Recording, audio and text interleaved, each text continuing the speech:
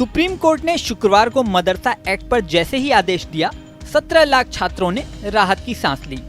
Supreme court ने मदरसा act 2004 मामले में इलाहाबाद हाई कोर्ट के फैसले पर अंतरिम रोक लगा दी है।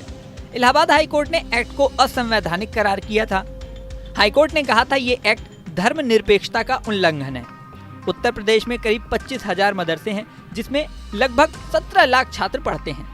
इलाहाबाद हाई कोर्ट ने जैसे ही इस एक्ट को असंवैधानिक करार किया था, मदरसों से जुड़े स्टाफ और छात्रों की सांसें अटक गई थीं। अब सुप्रीम कोर्ट ने इलाहाबाद हाई कोर्ट के फैसले पर अंतरिम रोक लगा दी है। साथ ही कोर्ट ने सभी पक्षकारों यानी मदरसा बोर्ड, यूपी सरकार और केंद्र सरकार को नोटिस देते हुए 30 जून 2024 तक जवाब मांगा है। सुप्रीम कोर्ट के फैसले के बाद साफ है कि फिलहाल 2004 के मदरसा बोर्ड कानून के तहत ही मदरसों में पढ़ाई लिखाई चलती रहेगी। साथ ही सुप्रीम कोर्ट ने अपने आदेश में ये भी कहा कि इलाहाबाद हाई कोर्ट का फैसला प्रथम दृष्टया सही नहीं है। हाई कोर्ट का ये कहना सही नहीं है कि ये धर्मनिरपेक्षता का उल्लंघन है। खुद यूपी सरकार ने भी हाई कोर्ट में एक्ट का बचाव किया था।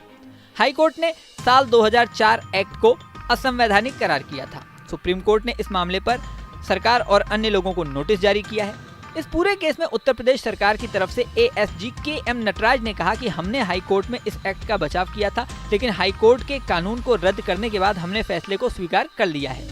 ऐसे में राज्य पर अब इस कानून का खर्च वहन करने का बोझ नहीं डाला जाना चाहिए।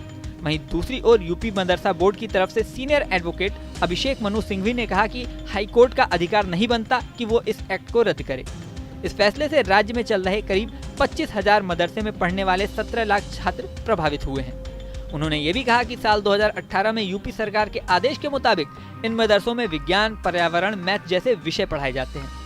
मदरसों की तरफ से वकील मुकुल लोहदगी ने भी कहा कि यहाँ कुरान सिर्फ एक विषय के तौर पर पढ़ाया जाता है। इस मामले में सीनियर एडवोकेट सलमान खुर्शीद का बयान भी सामने आया है। सुनिए उनका बयान। इम्प्लीकेशंस इस ऑर्डर का ये है कि जो मदरसा की जो प्रावधान मदरसा बोर्ड के थे और जो वहाँ की प्रक्रिया थी मदरसे में शिक्षा की, वो मदरसों में शिक्षा की प्रक्रिया जो है वो जारी रहेगी जब तक कि इस पर पूरा फैसला नहीं आ जाता। यानी पुराना नियम फिर से लागू रहेगा सर? वो लागू रहेगा फैसला आने तक। हाई कोर्ट का फैसला नहीं, अब सुप्रीम कोर्ट का फैसला होगा। जो हाई कोर्ट के फैसले ने किया था उसको अभी सुप्रीम कोर्ट ने उस पर रोक लगा दी है।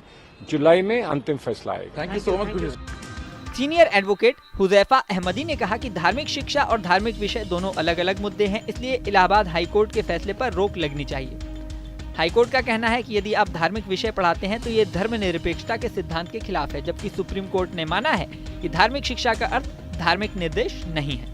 इस मामले में अभिषेक मनु सिंघवी ने यह भी कहा कि आज भी कई गुरुकुल प्रसिद्ध हैं, वो अच्छा काम कर रहे हैं, तो क्या हम उन्हें बंद कर दें? क्या ये कहना चाहिए कि ये हिंदू धार्मिक शिक्षा है?